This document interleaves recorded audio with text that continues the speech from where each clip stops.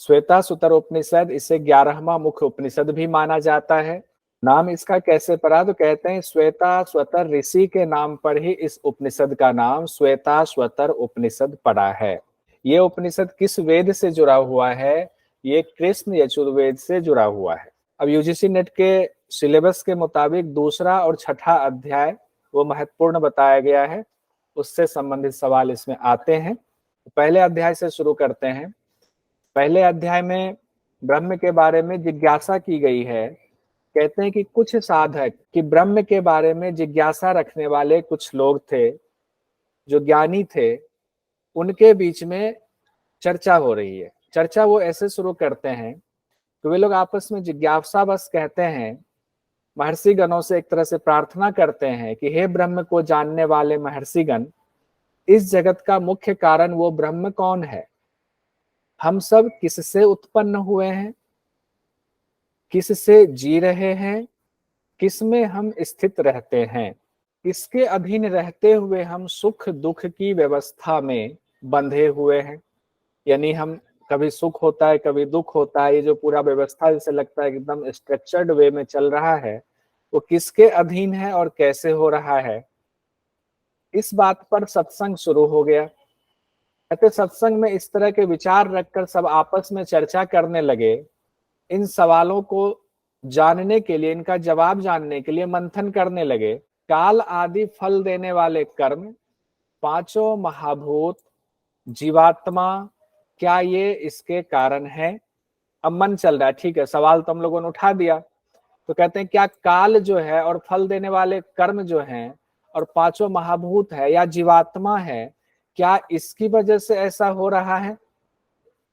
ये मन में आया। तो उन लोगों ने इस पर बहुत मंथन किया और मंथन के बाद वो इस निष्कर्ष पर पहुंचे कि ये काल के समुदाय जो हैं वो इस जगत का कारण नहीं हो सकते, क्योंकि वे चेतन आत्मा के अधीन आते हैं। तो उन्होंने निष्कर्ष निकाल लिया कि नहीं, जो हम लोगों ने ये सोचा कि क्या ऐसा हो सकता है, तो निष्कर्ष में ये निकला कि नहीं नहीं, ऐसा नहीं हो सकता है, क्योंकि वो तो चेतन आत्मा के अधीन है। उसके बाद उन्होंने सोचा कि जीवात्मा, कहते जीवात्मा भी इस जगत का कारण नहीं हो सकता है, क्योंकि वो भी सुख दुख रूपी प्रारब्ध के अधीन घिरा हुआ है। क्योंकि जीवात्मा भी संकल्प से विकल्प से घिरा हुआ है, तो जीवात्मा भी इसका कारण नहीं हो सकता है। तो कहते हैं तो फिर इसका जवाब कैसे मिलेगा? जवाब तो चाहिए, सत्संग कर रहे हैं तो जवाब के तब मिला। कहते जब इस तरह विचार करने के बाद भी कोई समाधान नहीं निकला, तो वे लोग ध्यान योग में स्थित हो गए, पूरी तरह ध्यान में स्थित हो गए। तब उन्होंने अपने गुणों से ढकी हुई परमात्मा की स्वरूप शक्ति का साक्षात्कार किया। यानी कि कैसे साक्षात्कार किया? तो कहते हैं ध्यान योग के द्वारा साक्षात्कार किया। यहीं से एक क्वेश्चन आपका बन गया। श्वेताश्वतर उपनिषद में ध्यान योग की महत्ता बताई गई है, यानी ध्यान की महत्ता बताई गई है पहले अध्याय में ही। फिर दूसरे अध्याय में ध्यान कैसे करना है, उसका तरीका, स्थान वगैरह बताया गया है। तो उन सत्संग करने वाले ऋषियों ने ये ध्यान के द्वारा जान लिया कि परमात्मा जो है वो अलग है, और परमात्मा की स्वरूप शक्ति का उन्होंने साक्षात्कार कर लिया। फिर उन्होंने क्या क्या देखा जब उनका साक्षात्कार किया, वो इसमें बताया गया, बड़ा सुंदर है। कहते उन लोगों ने देखा कि वह परमात्मा अकेले ही काल से लेकर आत्मा तक के संपूर्ण कारणों के अधिष्ठाता है। यानी जिनके बारे में ये सोच रहे हैं कि क्या काल क्या आत्मा इन लोगों की वजह से ऐसा है, तो उन्होंने देखा नहीं नहीं, ये तो परमात्मा है जो काल के भी अधिष्ठाता है और उस आत्मा के भी अधिष्ठाता है, और जितने कारण हैं सबके अधिष्ठाता है। यानी उनको जवाब अब मिलता जा रहा है। ध्यान करने वाले ऋषियों ने संपूर्ण संसार को उन्हीं से बंधा हुआ देखा कि सब उन्हीं के चक्र में बंधा हुआ है, उनसे अलग कुछ है ही नहीं। कैसे देखा? तो इसका भी बड़ा सुंदर वर्णन किया गया है।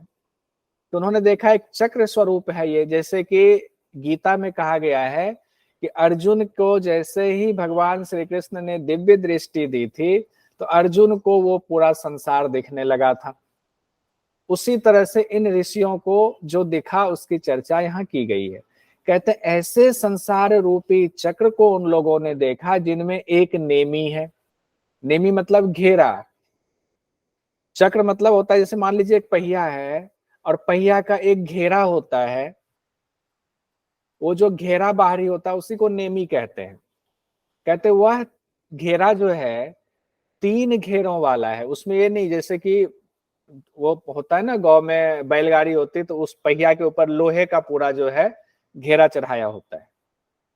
कहते हैं वैसे ही उसी तरह से 3 घेरा चढ़ा हुआ है उस संसार में। तो कौन से 3 घेरा चढ़ा हुआ है? कहते हैं सतरज तम का 3 घेरा चढ़ा हुआ है। और कहते हैं वह 16 सिरों वाला है। तो 16 सिरों वाला कौन सा? पर ब्रह्म को देख रहे हैं साक्षात ऋषि लोग। कहते हैं मन बुद्धि अहंकार 3 हो गए, और 5 जो है आपके आकाश वायु तेज जल और पृथ्वी हो गए, तो 5 3 8 हो गए। इसका स्थूल रूप, ये सूक्ष्म रूप में अगर इसको माने तो इसका स्थूल रूप जो है वो भी अगर जोड़ दे तो 16 हुए, तो 16 सिर वाले हैं। और 50 अरों वाले। अरों मतलब जैसे कोई पहिया है, पहिए में जो डंडी लगी होती है जो कि उसके सेंटर से जुड़ी होती है सर्किल में, उसको अरे बोलते हैं। कहते हैं 50 अरे वाले हैं। तो अरे कहा गया है कि वही अंतःकरण की वृत्तियां हैं, अलग अलग वृत्तियां हैं। उसके बाद कहा गया 20 सहायक अरे भी लगे हुए हैं। 50 अरे के अलावे 20 सहायक और अरे भी हैं जो सपोर्ट कर रहे हैं। तो 20 सहायक कौन से हैं? कहा गया 10 इंद्रियां, मन को छोड़ा गया है, 5 विषय और 5 प्राण।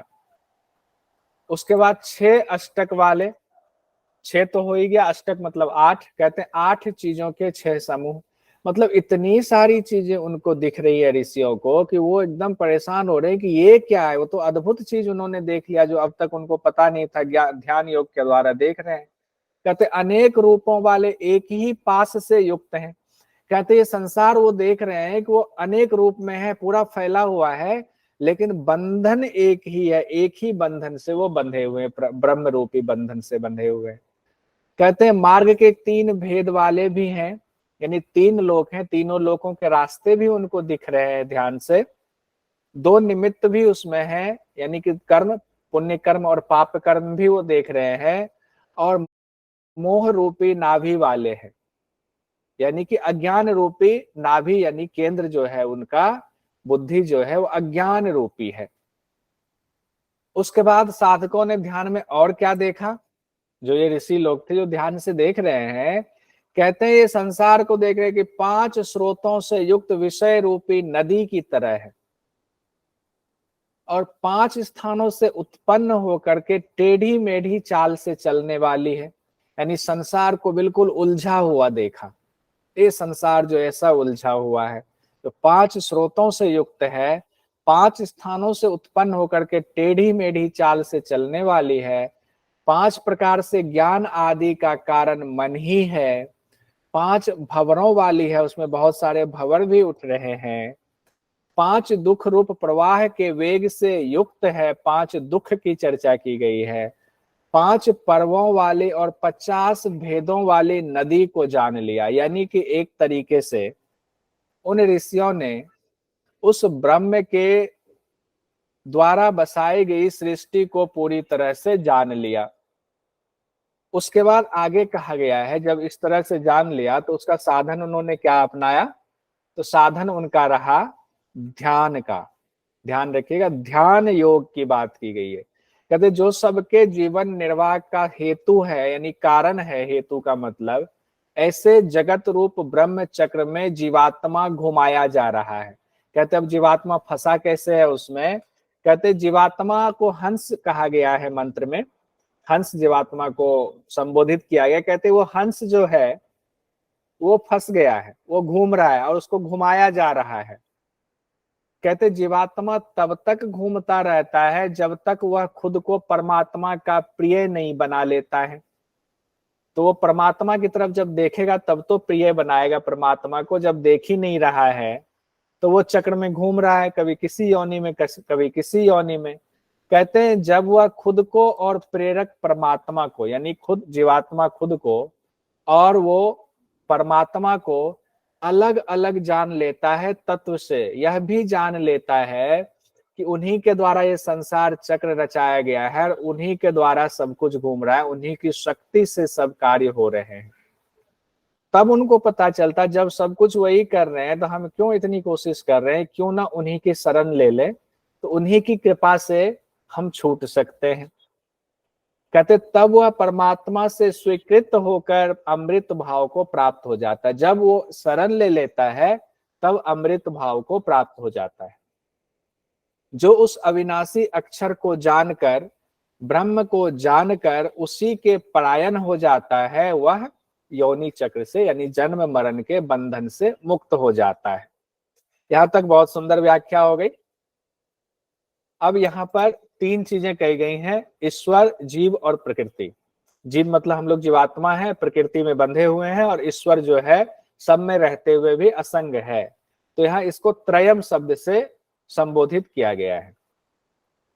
उसके बाद कहते हैं जब निरंतर ध्यान के द्वारा साधक परमात्मा को प्राप्त हो जाता है तब उसकी स्थिति कैसी होती है, तो विश्व माया की निवृत्ति हो जाती है। यानी जिस विश्व में वो फंसा हुआ है, माया में फंसा हुआ है, माया शब्द कहा गया, विश्व माया शब्द इस्तेमाल किया गया है, वह विश्व माया से निवृत्त हो जाता है।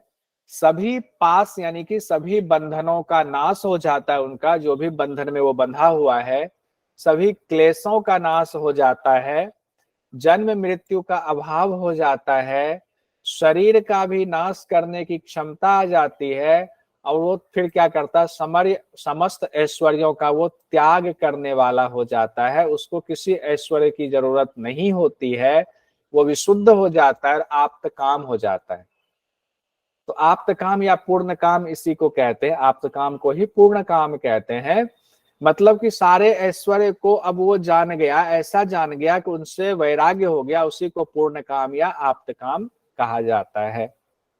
उसके बाद कहते हैं कि जब इतना कुछ बता दिया तब जिज्ञासा मन में उठती है कि आखिर उस परमात्मा को कैसे प्राप्त करें। तो श्वेताश्वतर उपनिषद में कहा गया है कि वे दोनों यानी जीवात्मा परमात्मा शरीर में ही स्थित हैं। यानी हम सबके शरीर में जीवात्मा भी है और परमात्मा भी है। तो कहते हैं उसको कैसे प्राप्त करेंगे, तो प्रणव की चर्चा की गई है, यानी कि ओम के द्वारा, कहते हैं ओम के द्वारा उनको प्राप्त किया जा सकता है।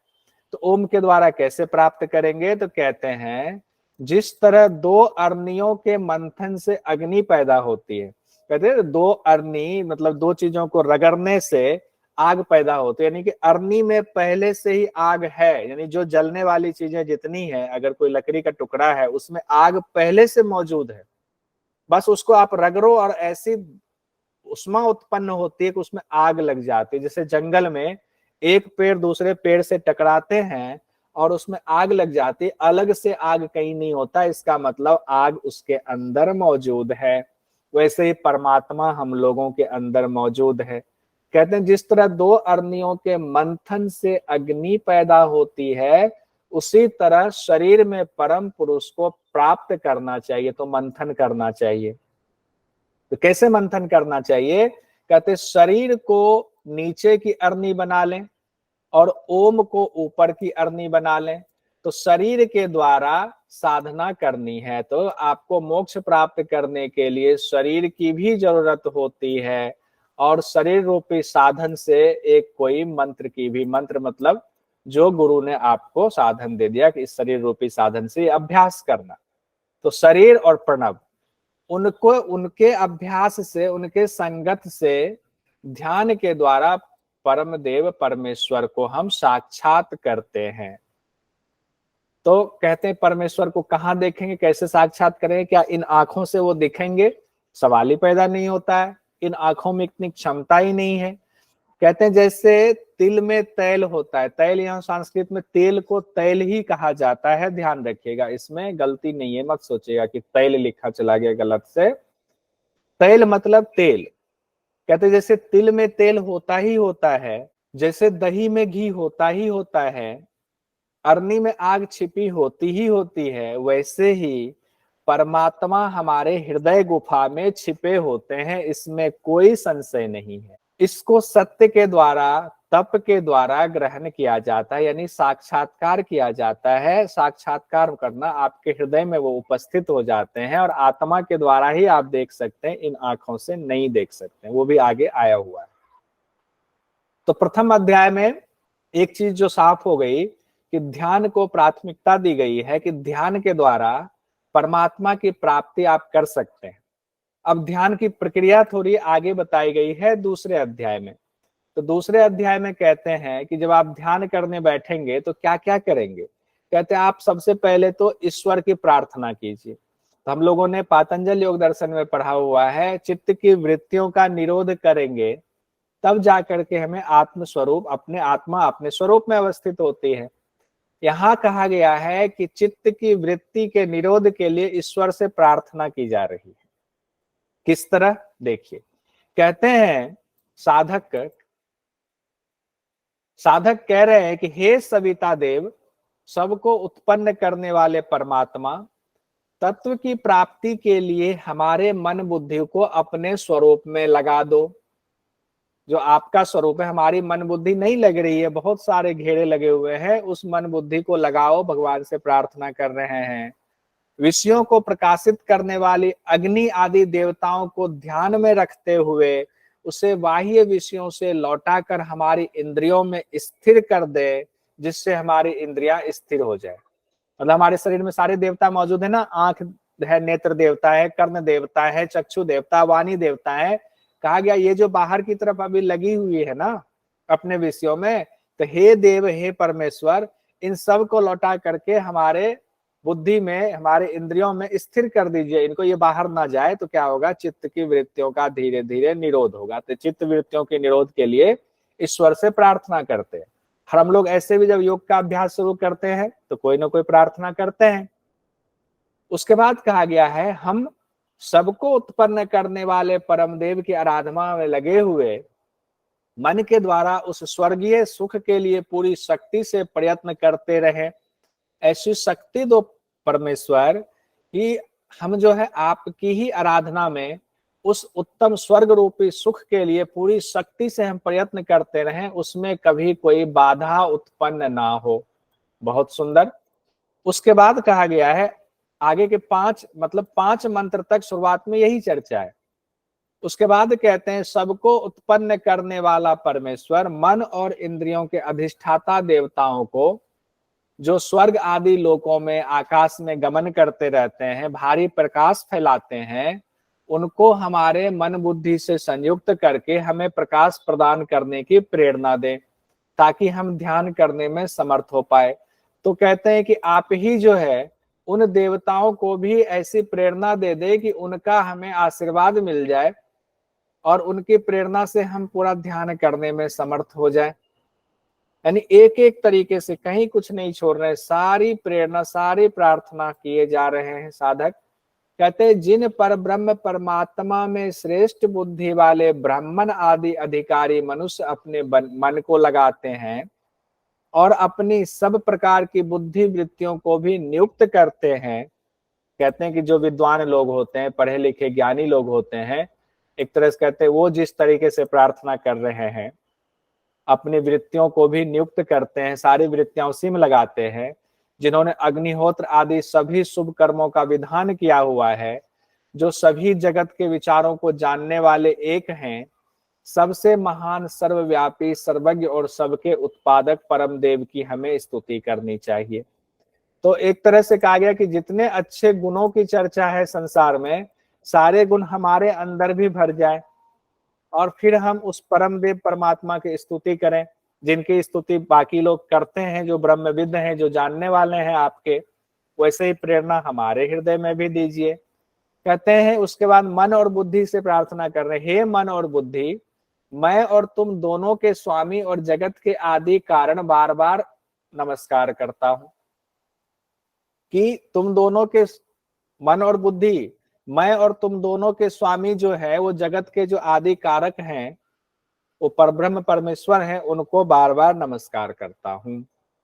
मेरे द्वारा जो परमात्मा की महिमा का वर्णन किया गया है, जो अभी परमात्मा की महिमा का वर्णन इस द्वितीय अध्याय में किया जा रहा है, वह विद्वान पुरुष की कीर्ति के समान संपूर्ण जगत में व्याप्त हो जाए। यानी जो बात मैं कह रहा हूं वो एकदम पूरी तरह से फैल जाए, पूरे ब्रह्मांड में, संपूर्ण जगत में वो बात फैल जाए, ताकि वो पहुंच जाए परब्रह्म के पास। इतना ही नहीं, उससे अविनाशी परमात्मा के वे सभी पुत्र जो दिव्य लोकों में निवास करते हैं वे भी सुने, क्योंकि हम तो परमात्मा का गान कर रहे हैं। तो परमात्मा के सभी पुत्र, कौन से पुत्र? जो सभी लोकों में निवास करते हैं, चाहे वो यक्ष हैं, चाहे वो देवता हैं, चाहे मनुष्य हैं, जो भी हैं, सब तक वो आवाज पहुंचे, ऐसी प्रार्थना कर रहे हैं। उसके बाद ध्यान की स्थिति कहते हैं कि अब जब प्रार्थना कर लिया तो अब ध्यान की हमारी स्थिति कैसे बन रही? कहते हैं जहां परमात्मा का मंथन किया जाता है, यानी प्राप्ति की कोशिश की जाती है, जहां प्राण वायु का निरोध किया जाता है, जहां सोमरस अधिकता से प्रकट होता है, वहां मन सर्वथा विशुद्ध हो जाता है। मन की स्थिति बता रहे हैं कि ऐसा मन हो जाता है। जब ऐसा मन हो जाता है तो प्राण वायु का निरोध, एक तरह से प्राणायाम की बात कर दी गई। सोमरस अधिकता कब होगा? जब कुंडलिनी जागरण हो जाएगा, तभी सोमरस की अधिकता होगी। जब खेचरी मुद्रा वगैरह लगेगी, तब कहते तब मन सर्वथा विशुद्ध हो जाता है, फिर उस परमात्मा का ध्यान किया जाता है। तो एक तरह से यहाँ कई चीजें छिपा ली गई हैं, लेकिन इशारों में बहुत कुछ बता दिया गया है। कहते ऐसी स्थिति में आने के बाद तुम ध्यान में लग जाओ।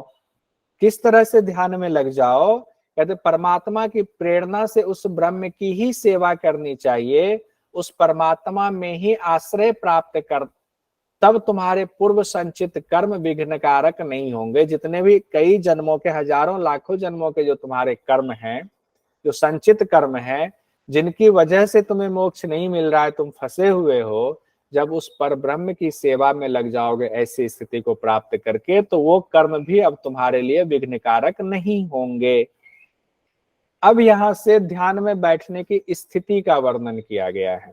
देखिए, श्वेता स्वतर उपनिषद में कहा गया है, जो बुद्धिमान साधक हैं वो 3 अंगों, कहा गया वो 3 अंगों को ऊंचा उठाए, ऊपर उठाने की बात की गई है। तो व्याख्या में कहा गया है सिर, गला और छाती। हर जगह व्याख्या में यही 3 शब्द इस्तेमाल किया गया है। सिर, गला और छाती को बिल्कुल ऊपर उठा ले, एकदम सीधा कर ले रीढ़ की हड्डी को। शरीर को सीधा और स्थिर कर ले, ये अलग से कहा गया है, ध्यान रखिएगा। शरीर को सीधा और स्थिर कर ले, ये अलग से इसकी चर्चा की गई है। उसके बाद कहते हैं समस्त इंद्रियों को, पहले बैठ गए, बैठने की स्थिति बता दी, आसन कौन सा लगाना है ये नहीं बताया गया है, नाम नहीं दिया गया। उसके बाद कहते हैं समस्त इंद्रियों को मन के द्वारा हृदय में निरुद्ध करे, यानी अब जितनी इंद्रियां कहीं और लगी हुई हैं उसको सबको हृदय में निरुद्ध कर ले। और फिर क्या करेंगे? ओंकार रूपी नौका का सहारा लेंगे, और तब क्या होगा? सभी भयावह प्रवाहों को हम पार कर जाएंगे। तो फिर से इसको देखते हैं। सिर, गला और छाती को ऊपर उठाएंगे, शरीर को सीधा और स्थिर कर लिया, अब शरीर में कोई हलचल नहीं होगी। सभी इंद्रियों को मन सहित हृदय में निरुद्ध कर लिया, और फिर ओंकार रूपी नौका का सहारा लेंगे।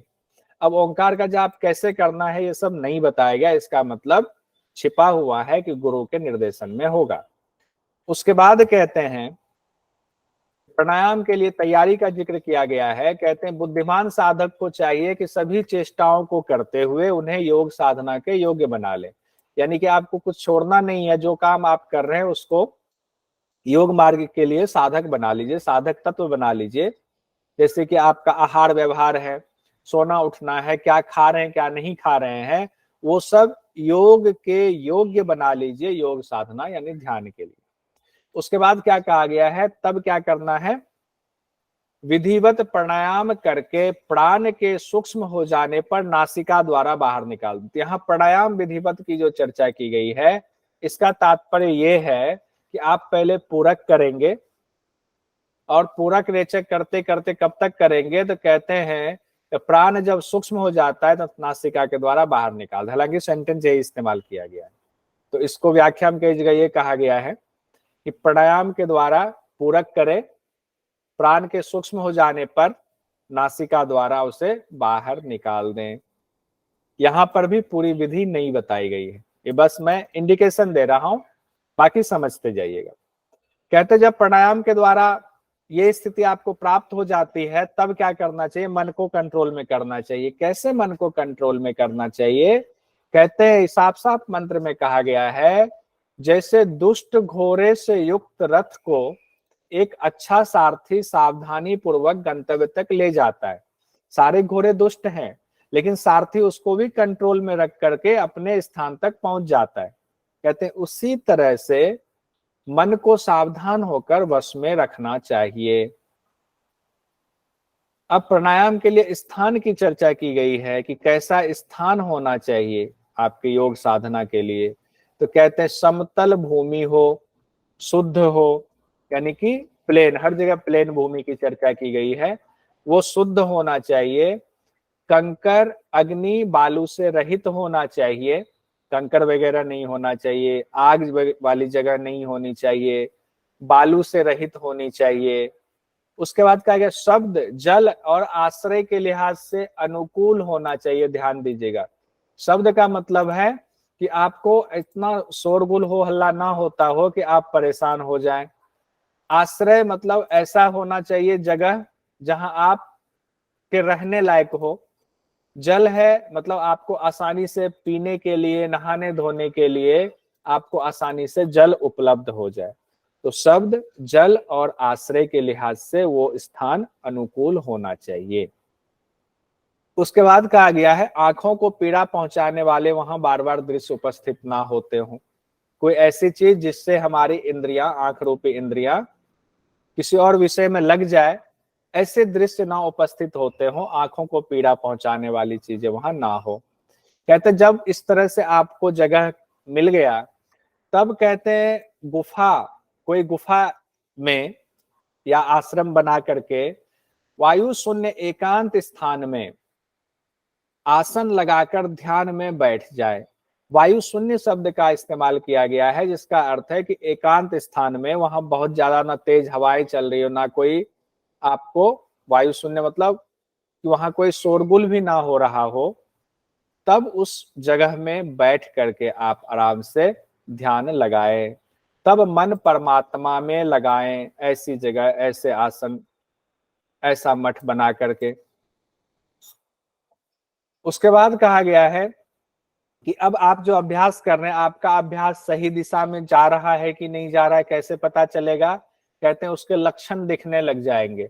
तो क्या लक्षण दिखेंगे? जब आप अभ्यास कर रहे होंगे तो अभ्यास करते करते आपके सामने कई चीजें ध्यान में उपस्थित होनी शुरू हो जाएंगी। जैसे कहा गया कोहरा, ध्यान में ही आपको कोहरा दिखेगा, धुआं का अनुभव होगा, सूर्य समान प्रकाश का अनुभव होगा, वायु का अनुभव होगा, अग्नि के समान तेज का अनुभव होगा, जुगनू का अनुभव होगा, बिजली चमकने का अनुभव होगा, स्फटिक मणि का अनुभव होगा, चंद्रमा के समान दृश्य प्रकट होंगे।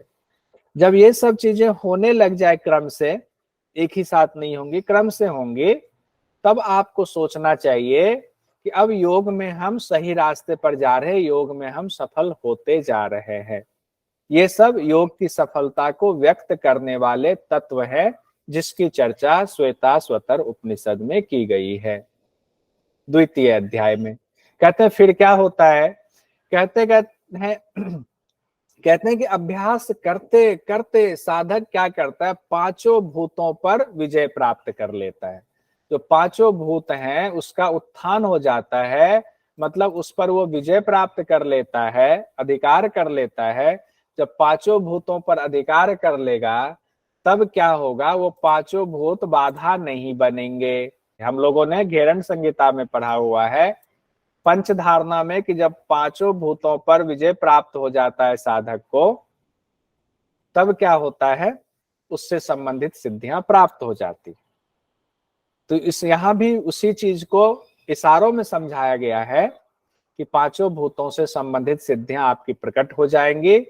और इतना ही नहीं, तब योग रूपी जो ये शरीर है, जो अग्नि की तरह तप गया हुआ है, यानी कि एक घड़ा, कच्चा घड़ा को जैसे अग्नि में तपाते हैं, वैसे ही योग अग्निमय शरीर हो गया है अब ये।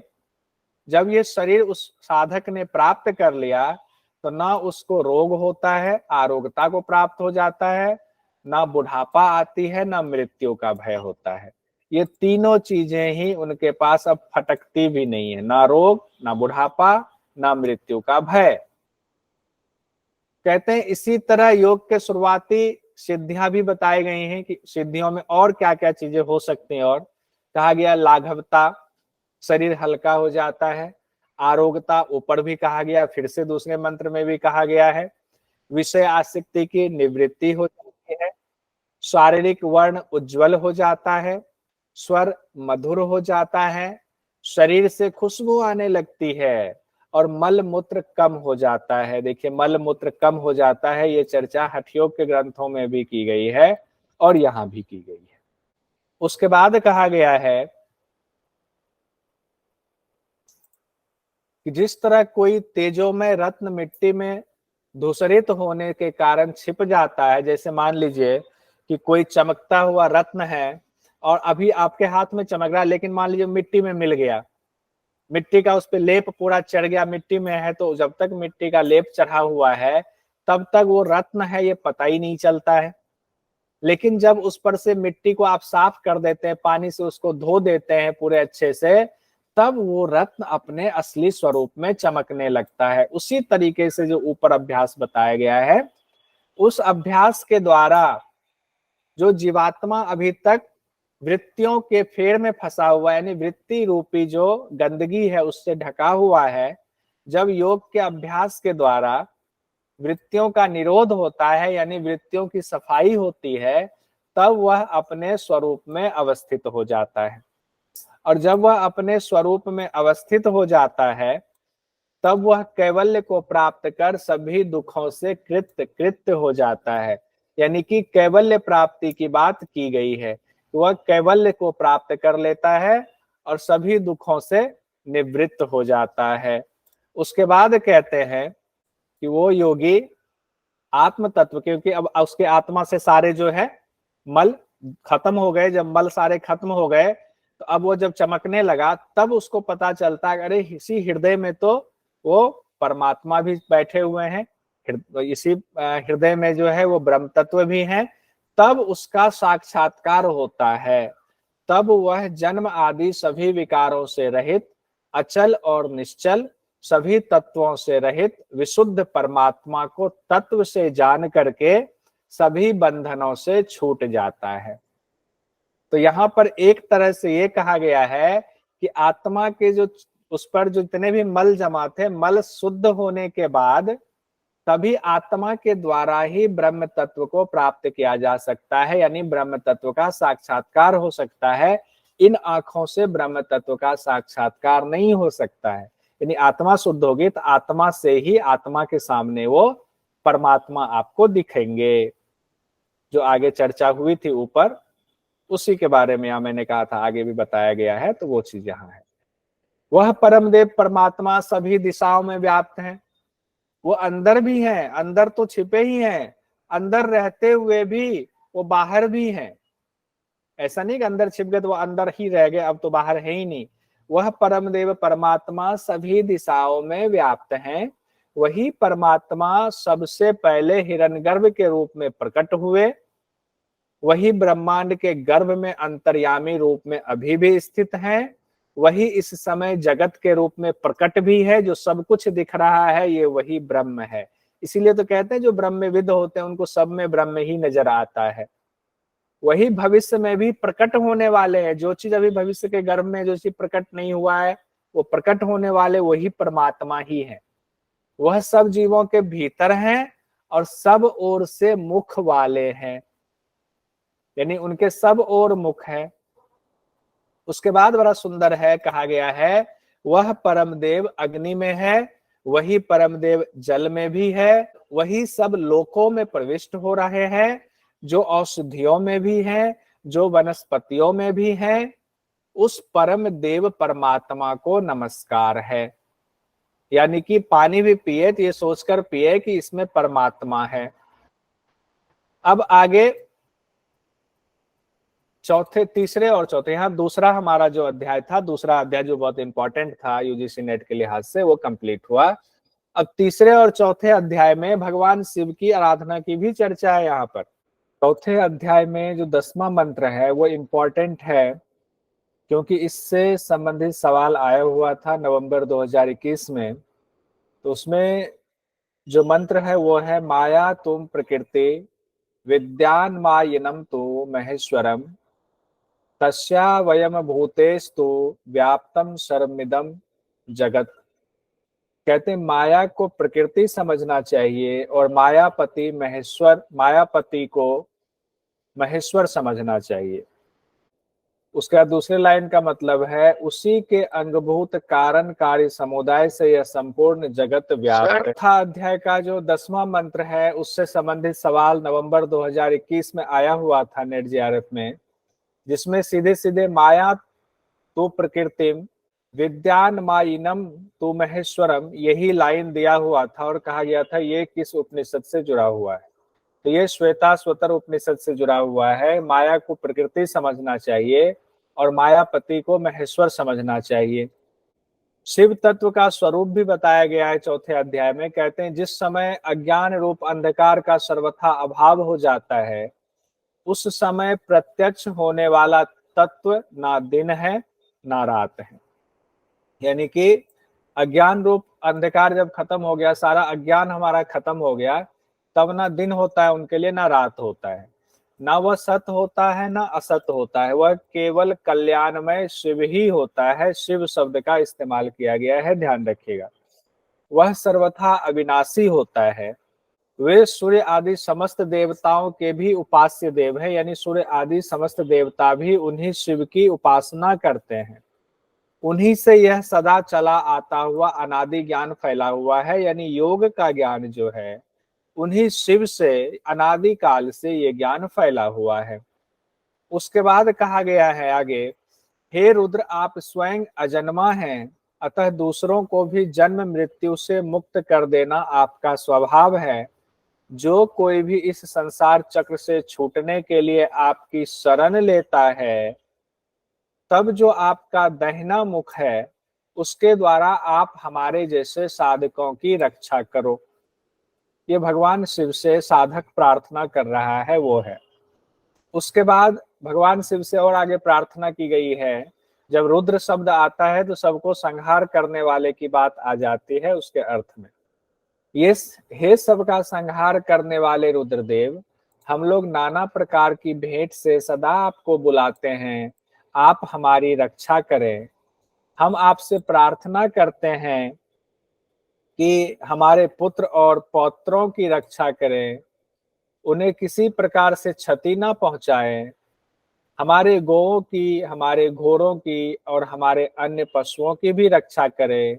साथ ही जो वीर साहसी पुरुष हैं, जो वीर हैं साहसी पुरुष हैं, उनका भी नाश ना हो, उनका भी नाश ना करें। 5वें अध्याय में कहा गया है जीवात्मा का स्वरूप क्या है। तो जीवात्मा के स्वरूप की चर्चा 5वें अध्याय में है। कहते हैं वो अंगुष्ठ मात्र है, सूर्य के समान प्रकाश वाला है, लेकिन संकल्प और अहंकार से समन्वित है। अब देखिए, अंगुष्ठ मात्र परमात्मा को भी कहा गया है और उसके बाद जीवात्मा को भी अंगुष्ठ मात्र कहा गया है, लेकिन अंतर क्या है?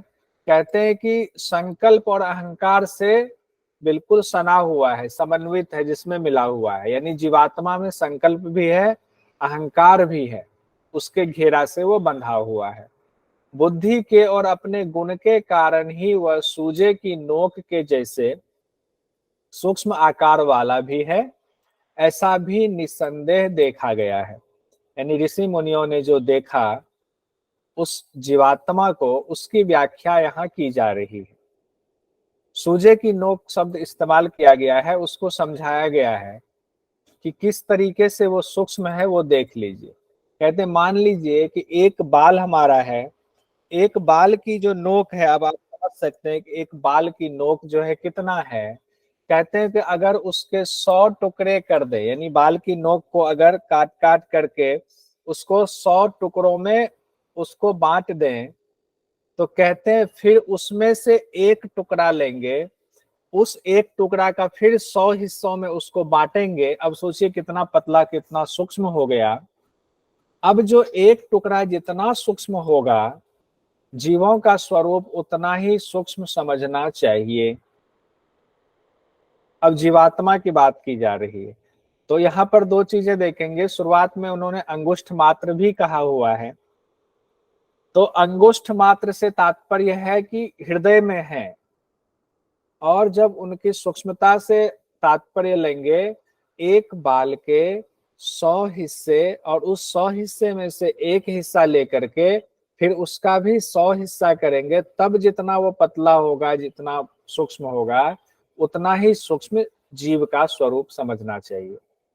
वह असीम भाव वाला होता है, बस बुद्धि के गुण, संकल्प और अहंकार से युक्त होने के कारण वो एक जगह बंध जाता है। नहीं तो वो असीम शक्ति, असीम भाव होने में समर्थ है। वो, उसकी शक्ति बहुत ज्यादा है उस जीवात्मा की, लेकिन वो बंध गया है तो उसकी शक्ति कम हो गई है। अब इसी में बताया गया कि जीवात्मा महिला है या पुरुष, उसको क्या माना जाए, महिला माना जाए, पुरुष माना जाए।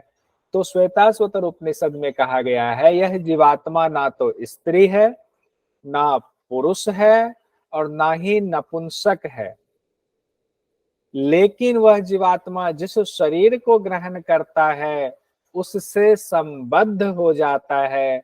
यानी कि अगर वो महिला के शरीर से संबद्ध है तो उनको कहते हैं महिला, कह देते हैं हम लोग।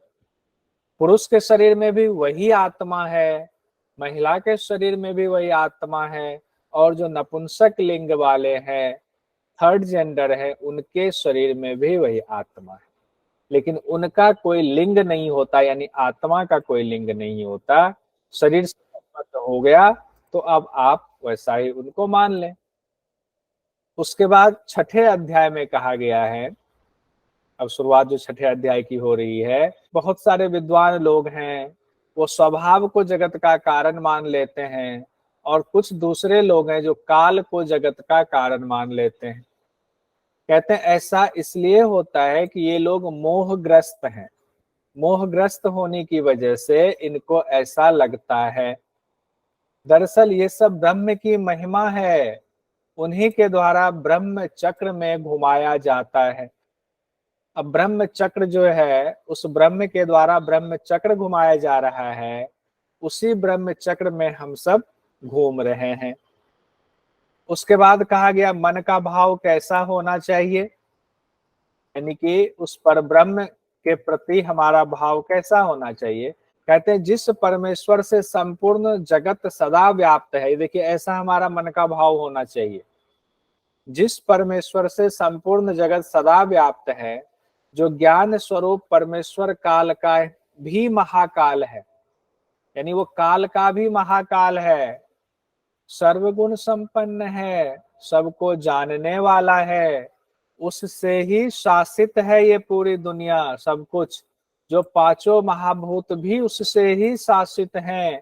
इस तरह हमें चिंतन करना चाहिए, यानी कि हमें हर चीज में देखना चाहिए कि जो भी चीजें चारों तरफ प्रकृति में दिख रही हैं, वो सब उन्हीं की शक्ति है, और सब कुछ में वो ब्रह्म व्याप्त है, और हर चीज ब्रह्म से शासित हो रहा है, उन्हीं से नियोजित, कंट्रोल हो रहा है।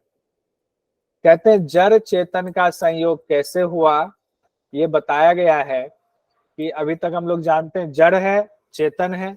जब जड़ है और चेतन है तो मिला कैसे, सांख्य दर्शन में अलग विधि बताई गई है। यहाँ पर बताया गया है श्वेताश्वतर उपनिषद में, ब्रह्म ने जड़ तत्वों की रचना करके उसका निरीक्षण किया, यानी ब्रह्म ने ही जड़ तत्वों की रचना की, रचना करने के बाद उसका निरीक्षण किया, और फिर चेतन तत्व का जड़ तत्व से संयोग करा दिया। यानी कि परमात्मा ने ही जड़ तत्व की रचना की, उसका निरीक्षण किया, फिर चेतन तत्व यानी जीवात्मा से उसका संयोग करा दिया।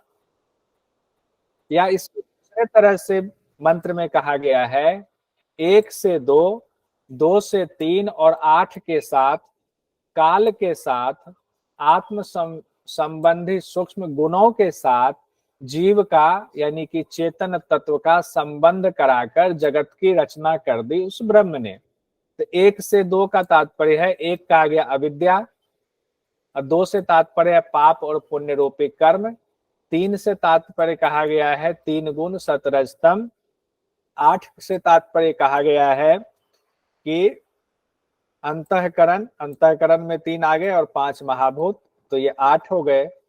उसके बाद काल और बाकी जितने और सूक्ष्म गुण हैं उनसे उस चेतन जीवात्मा का संबंध संयोग करा दिया गया और इस तरह से संसार की सृष्टि की रचना हो गई। अब जो सबसे इंपॉर्टेंट है वो ये है, बहुत इंपॉर्टेंट है ये, कि श्वेताश्वतर उपनिषद के मुताबिक जो परमात्मा की इतनी व्याख्या हम लोगों ने पढ़ी, उनको प्राप्त करने के और साधन क्या है। हम लोगों ने ऊपर पढ़ा हुआ है साधन की प्राणायाम करें, हम लोगों ने ये भी क्या पढ़ा हुआ है कि ध्यान करें, हम लोगों ने ये भी पढ़ा हुआ है कि ओम का सहारा लें, शरीर को एक अरनी बनाएं और ओम को एक अरनी बनाए, शरीर के द्वारा ओम का जाप करके परमात्मा को प्राप्त करें। अब आगे यहाँ पर 6ठे अध्याय में कहा गया है कर्म योग, उपासना योग, ज्ञान योग, तीनों रट लीजिए। कर्म योग, उपासना योग, ज्ञान योग। उपासना योग ये भक्ति योग ही है, लेकिन यहाँ शब्द इस्तेमाल उपासना योग किया गया है, हम इसी शब्द से याद रखेंगे। कर्म योग, उपासना योग और ज्ञान योग। अब कर्म योग क्या है, उपासना योग क्या है और ज्ञान योग क्या है, उसके बारे में कहा गया है। जो कर्म योगी सत्व आदि गुणों से व्याप्त कर्मों को आरंभ करके कर्मों के सभी भावों को परमात्मा यानी ईश्वर को समर्पित कर देता है। कर्मयोगी की चर्चा हो रही है कि वो जो भी करेगा ईश्वर को समर्पित कर देगा। तब उस समर्पण के भाव से साधक के कर्मों का अभाव हो जाने, जब वो इस भाव से करता है कि सब कुछ तेरा है, तेरा तुझको अर्पण, मैं अपने लिए कुछ नहीं कर रहा हूँ, सब प्रभु के लिए कर रहा हूँ, तब उस साधक के कर्मों का अभाव हो जाने पर पूर्व संचित कर्म जितने हैं, संचित कर्मों के समुदाय जितने हैं, वो उसका नाश हो जाता है। और जब संचित कर्म समुदाय का नाश हो जाता है तो परमात्मा से वो मिल जाता है, परमात्म तत्व की उनको प्राप्ति हो जाती है। यानी कर्म समुदाय का नाश हो गया तो वह साधक परमात्मा को प्राप्त हो जाता है, क्योंकि वह जीवात्मा समस्त जड़ समुदाय से भिन्न चेतन तत्व है। यानी कि जीवात्मा को पता चल जाता है कि मैं तो चेतन तत्व हूं, मैं जड़ के साथ संबंध लगा करके बैठा था, जबकि मेरा संबंध तो परमात्मा के साथ होना चाहिए। अब उन्हीं के साथ उनका संबंध हो जाता है। उसके बाद दूसरा है उपासना योग। उपासना योग में कहा गया है वह आदि कारण परमात्मा जो सबके उत्पत्ति के कारण है, तीनों कालों से वो अतीत है, सर्वथा अतीत है, और कला रहित होने पर भी प्रकृति के साथ जीव का संयोग कराने में कारणों का भी कारण है। यानी कि वह जिस कारण से उन्होंने प्रकृति और पुरुष का संयोग कराया, उन कारणों के भी वो कारण है। कहते हैं अपने अंतःकरण में स्थित विश्व रूप सर्व रूप जगत रूप में प्रकट स्तुति करने योग्य पुराण पुरुष परम देव परमेश्वर की उपासना करके उसे प्राप्त करते हैं। तो इसमें उपासना में क्या कहा गया है, अपने अंतःकरण में उनको प्रकट करे और उन्हीं की उपासना करते रहे अपने अंतःकरण में, तब आपको परमेश्वर प्राप्त हो जाएंगे। ये उपासना योग में कहा गया है। उसके बाद ज्ञान योग की चर्चा है। ज्ञान योग में कहा गया है जिससे यह संसार रूपी प्रपंच निरंतर चलता रहता है, वह परमात्मा इस संसार रूपी वृक्ष काल और प्रकृति आदि से अतीत एवं भिन्न है।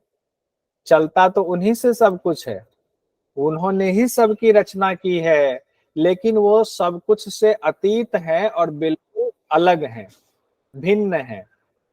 कहते हैं उसके बाद तो ज्ञान योग कैसे करेंगे, कहते हैं जब आपको इन तत्वों का ज्ञान हो जाता है, हर एक तत्व का यथार्थ ज्ञान हो जाता है, तब धर्म की वृद्धि करने वाले, पाप का नाश करने वाले, सभी ऐश्वर्य के मालिक तथा जगत के आधारभूत परमात्मा को अपने हृदय में स्थित जानकर साधक अमृत स्वरूप परब्रह्म को प्राप्त हो जाता है। यहाँ कहा गया अपने हृदय में स्थित करके। अब एक बार देखिए कर्म योग में क्या कहा गया था, अपने सभी कर्मों को ईश्वर को समर्पित करके, यानी कि ईश्वर प्रणिधान का उपाय बताया गया। दूसरे उपासना योग में क्या कहा गया? अंतःकरण में स्थित उस परमात्मा की निरंतर स्तुति और स्मरण करते रहे, उनकी उपासना करते रहे। और ज्ञान योग में क्या कहा गया? अपने हृदय में स्थित उनकी अनुभूति करना ही ज्ञान योग है। हालांकि व्याख्या में जाएंगे तो और विस्तृत व्याख्या है, लेकिन एक एक लाइन में शॉर्ट में इतना कह दिया गया। उसके बाद छठे अध्याय में ही 18वें नंबर के मंत्र में कहा गया है, जिस ब्रह्म ने सबसे पहले ब्रह्मा को उत्पन्न किया, फिर उस ब्रह्मा को सभी वेदों का ज्ञान दिया, फिर अपने स्वरूप का ज्ञान कराने के लिए अपने भक्तों के हृदय में विशुद्ध बुद्धि को प्रकट कर दिया। साधक कहता है, अतः मैं मोक्ष की इच्छा के लिए उनका आश्रय ग्रहण करता हूं। तो क्या चीज हो गया? उन्होंने पहले ब्रह्मा को उत्पन्न किया, ब्रह्मा को वेदों का ज्ञान दिया, फिर अपने स्वरूप का ज्ञान कराने के लिए वो भक्त के हृदय में चले गए और वहां पर क्या किया? उनको बुद्धि प्रकट कर दिया, तो उस बुद्धि के द्वारा वो जान पाए, देख पाए। तो उसके बाद कहते हैं यहाँ पर कि मैं मोक्ष की इच्छा के लिए उनका आश्रय ग्रहण करता हूं। तो उपनिषद को लिखने वाले कौन है? श्वेताश्वतर ऋषि। उन्होंने ये सारी चीजें देखी और उन्होंने ही इसका वर्णन किया हुआ है। ब्रह्म के बारे में इतनी जानकारी कैसे प्राप्त हुई, उसी के बारे में अगला मंत्र है। कहते हैं, यह प्रसिद्ध है कि श्वेताश्वतर नाम के ऋषि ने तप के प्रभाव से और अपने परमेश्वर की कृपा से ब्रह्म को जाना, यानी वो ब्रह्मदर्शी थे। उन्होंने जो ब्रह्म को जाना, उसी की पूरी व्याख्या यहाँ की गई है। फिर उन्होंने ऋषि समुदाय से सेवित उनके परम लक्ष्य इस पवित्र ब्रह्म तत्व का आश्रम के अभिमान से सर्वथा अतीत हुए देहाभिमान शून्य अधिकारियों को भली भांति उपदेश दिया। अब यहाँ ये कहा गया है, आश्रम के अभिमान से सर्वथा अतीत हुए, यानी कि 4 आश्रम कहा गया हमारे यहाँ। चारों आश्रमों से जो सर्वथा अतीत हो गए, उनका कोई अभिमान नहीं है। अब उनका एकदम वैरागी वाली स्थिति हो गई है, देहाभिमान शून्य वाली स्थिति हो गई है। जिन साधकों की उनको अधिकारी मानते हुए तब उनको ब्रह्म तत्व का भली भांति उपदेश किया था। तो एक तरह से वह देहाभिमान जो साधक हैं, जो सभी आश्रमों से जिनका अभिमान सर्वथा खत्म हो गया है, ऐसे साधक ब्रह्म तत्व को जानने के अधिकारी हैं। अब कहते हैं, ब्रह्म तत्व का उपदेश किसे नहीं देना चाहिए?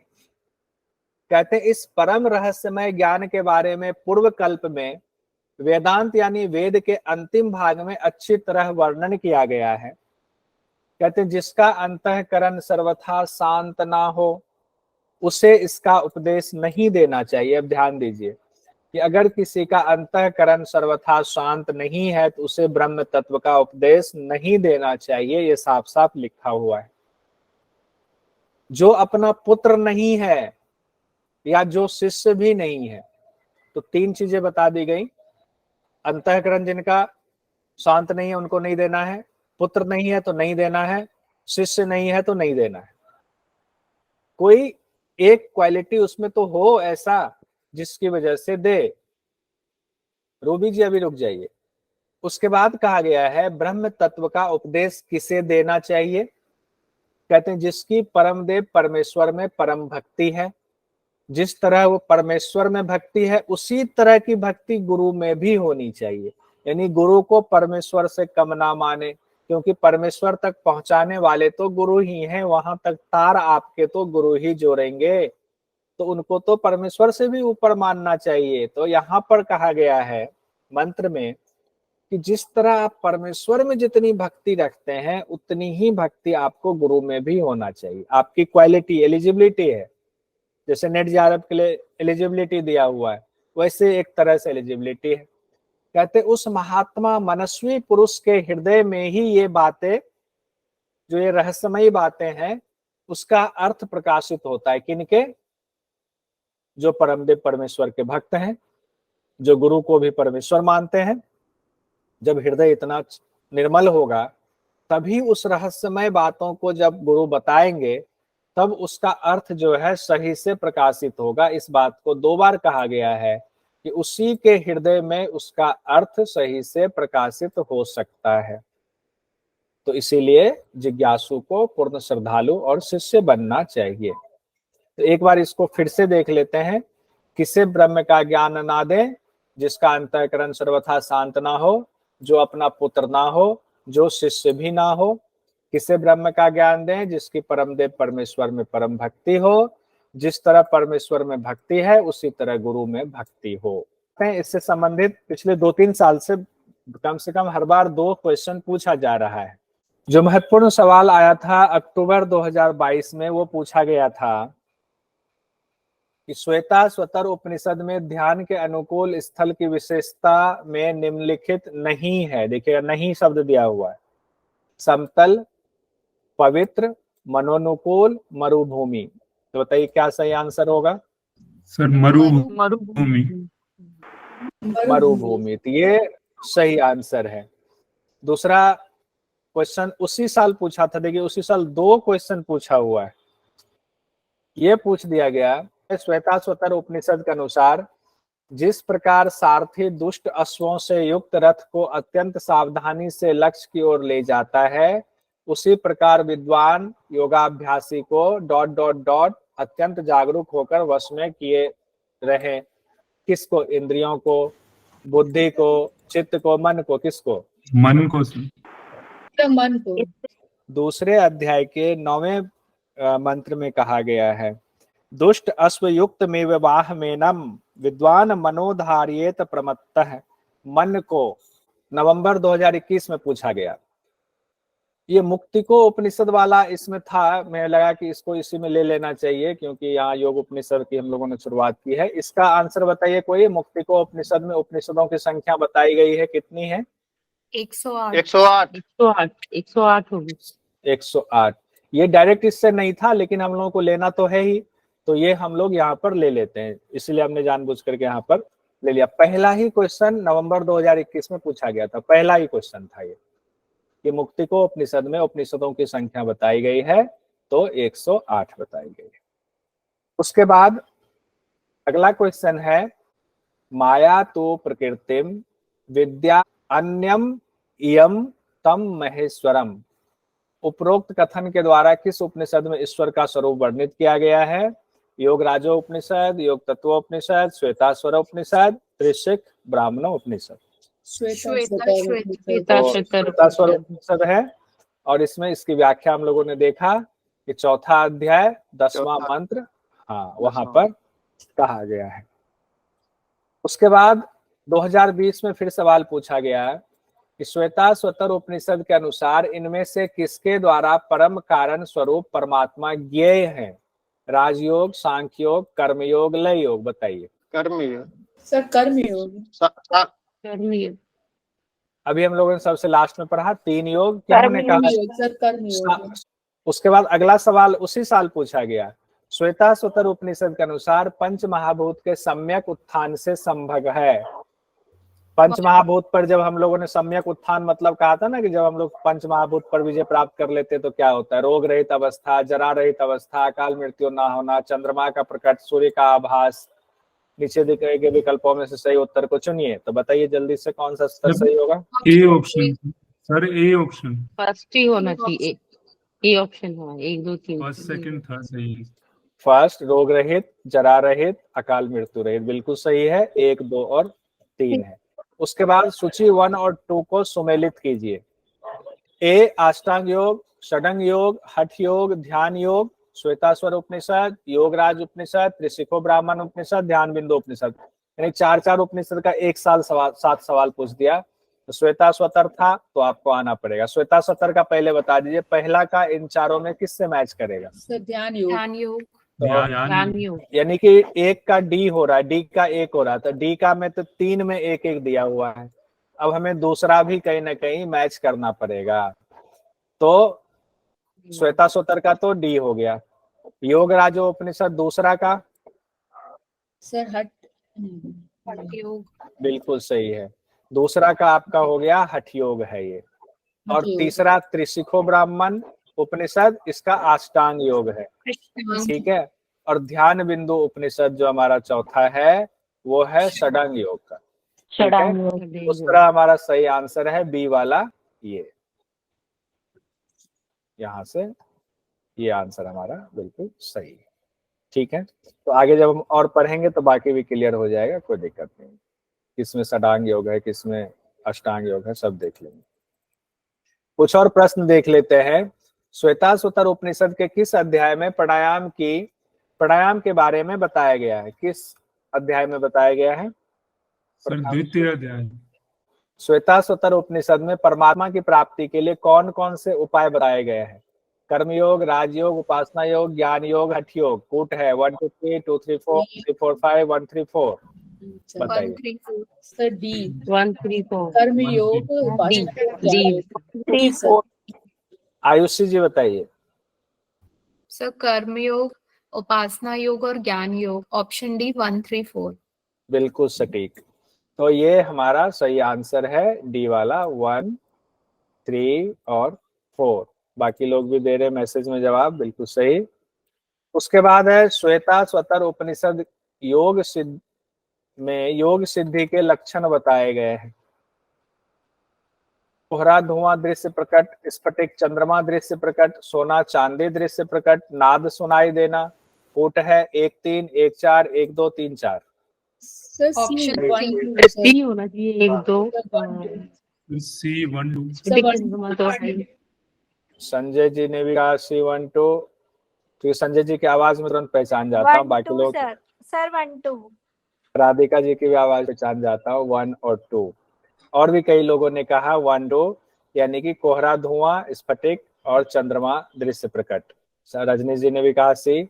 सोना चांदी दृश्य ये नहीं है, नाद सुनाई देना ये नहीं है। तो सही आंसर C 1 और 2 है।